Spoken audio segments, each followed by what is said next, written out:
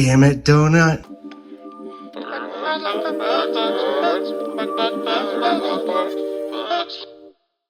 Hey everybody, welcome to Literature and Robes. It's your host Jared. We're gonna do this today. What now? Dungeon Crawler Carl. Who the f*** is that guy? Probably never heard of it, have you guys? It's not a thing at all. No, it is. It's actually one of the most popular books that's going on out there, and it's for good reason. Matt Dinniman has created an incredible story franchise. We're seeing that it's going on in movies, animated things. There are graphic novels. There are special editions. Matt Dinniman originally published the Dungeon Crawler Carl series all by himself, paying for the printing costs and the art and everything and getting it out on the market. It's been taking the world by storm. The original covers have become kind of classic books in their own right. These are the Ace Publishing books that have come out. Like I said, there's going to be a whole lot more special editions. This thing is popular. People are loving it. Why is that? Because it's Carl and Donut. Carl is this Marine tech. He's like military training. He's a very intelligent guy. He's creative. He has a lot of ingenuity. Very intuitive. But he's got everything else going against him as far as having friends, as far as his relationship with his girlfriend, who is apparently not around.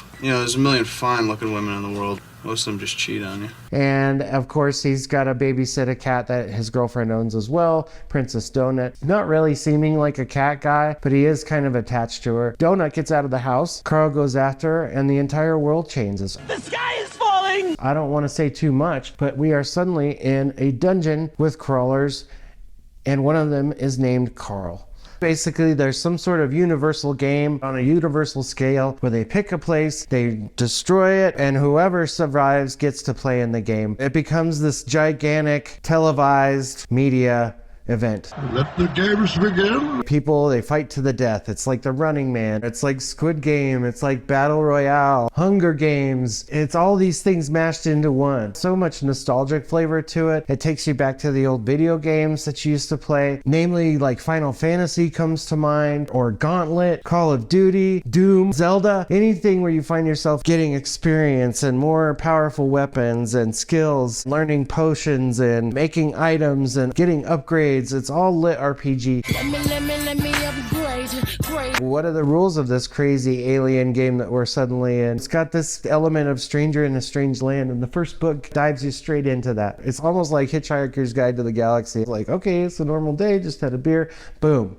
everything's changed. So that's where Carl is thrust into, and Matt Dinniman really plays that well and makes everything about this first book really funny, because the normal is compared to the macabre in this new environment that's totally insane. People are dying and animals are talking, and Donut is one of those that gets to talking, and it's just great. And Donut is this character, the sweet cat that used to be a show cat and now is like able to talk and speak and have an opinion, and boy does she have an opinion. In my opinion, you're an idiot. So this really brings you into the world where you find out what can you do. And I don't know if people necessarily wouldn't like to read about how role-playing games are conducted, but anything can happen as long as the player involved in it wants to learn, upgrade, or gain proficiency in some sort of a skill. And they may have a natural propensity to have a certain type of character as well, which they can do. And it's for a gamer's brain, I think. If you enjoy games, it's very much there, but it's also very much a story. He's got very, very well fleshed out characters. The main two characters throughout the books are pulled apart and put back together again, and they themselves are pulled apart and put back together again. There's a lot of heart involved in the books, a lot of clever interactions, mysteries. It's hard to trust certain characters, and it's just this mixed bag of humanity trying to take care of each other versus trying to harm one another and become one of the last people to ever survive in this game. Players play and play and play until there's none left. That's what each book brings you, is a new level, a new place to be. You could think of anything pop culture in some game or some movie that you've seen. Hold on to your hats when you get into this, because if you think you've gotten into the first book and said, well, I know how this is gonna go, the second book's gonna give you something new, as well as the third, as well as the fourth, fifth. I'm tempted to just keep reading. There are 9 right now. now. After these 5, there's The Eye of the Bedlam Bride, This Inevitable Ruin, and A Parade of Horribles just came out. I cannot wait to get to them. But I think Matt Dinniman is going to probably publish, I think 10 or 12, or who knows. He's the one who's in charge. I think he's kind of creating as he goes in some ways, but I think he also has a definite plan for how this is going to end. He's going at a pretty deliberate pace. He really develops each world, so each book feels like something that has really been thought about. Each world has so many days before you end the board, otherwise you die if you're left behind. There's so many ways that Matt Dinniman adds tension to this. There's fandoms, there's all kinds of things that can influence player decisions. There's all kinds of ways to challenge each and every one of these characters. And speaking of the characters, beyond Carl and Donut, there is Mordecai and there is Katya, the old folks home. Try it out.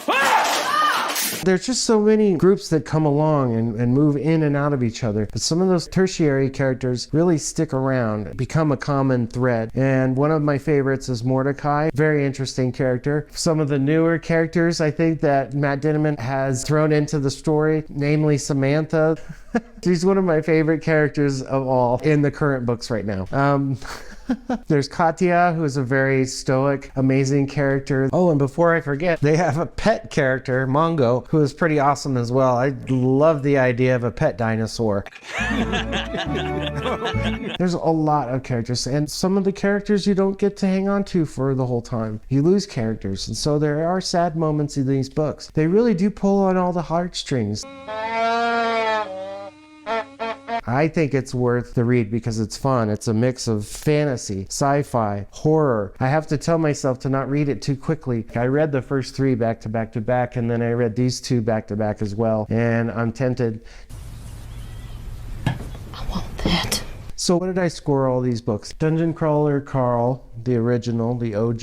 I gave it a 4.7 out of 5 robes. I gave Carl's Doomsday Scenario a 4.6 out of 5 robes. These are all going to be pretty good scores, guys. I can't lie to you. Friends don't lie. The Dungeon Anarchist Cookbook, I gave that a 4.9. The Gate of the Feral Gods, I gave a 4.6 out of 5 robes. And Butcher's Masquerade, bumped it up again. This one got a 4.7 out of 5. I didn't know what to expect. I thought that I was getting hyped. I kept hearing from a bunch of people that this book is Actually really good. and it is kind of silly, and you have to have sort of an interest in gaming and pop culture. But I think if you're in your 40s, 50s, 30s, maybe late 30s, you probably would love these books. It really plays to that age group. It's fun, it's well written, it's comical, it's serious, epic in scale, but it feels kind of manageable though at the same time. It gives you a little reality TV, maybe a little bit Big Brother in a way. It's a mixed bag of everything that I think is one of the most complete series in terms of giving the readers something to grasp on. I'm gonna keep reading this. I'm definitely a fan of Matt Dinniman's. I did read Operation Bounce House and enjoyed that. It was a fun book. A little bit of a different type of gaming system. Didn't feel like it was connected to Dungeon Crawler Carl in any way. Have you read Dungeon Crawler Carl at all? I'd be curious to know what you think about it. I know some people think that it's a little too silly. Some people think that it's just right. There's all kinds of merch and stuff out there. I don't know, guys. If you guys don't end up liking this, I don't know what else I can tell you other than I will kill your mother. Anyway, read the books. You'll know what I'm talking about. Well, thanks for stopping in. Hopefully this helped you out on deciding whether or not to read it. You don't have to, no pressure. Yeah, no shit. Thanks. Like and subscribe. Leave a comment. What did you like about these books? What did you not like? Maybe something fell off for you. I'm curious. Let's talk. Have a good one. And remember, keep reading.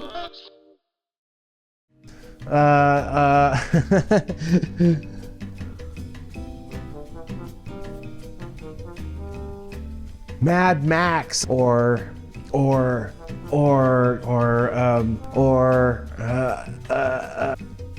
can't remember the name of them. The Eye of the Bedlam. They're good, they're bad, they're ugly, whatever. Clint Eastwood. So anyway, I don't know. 4.6 out of 5 robes. Yes, I gave that a 4. What was that? Dinniman just wanted to get off his mind. Right, guys.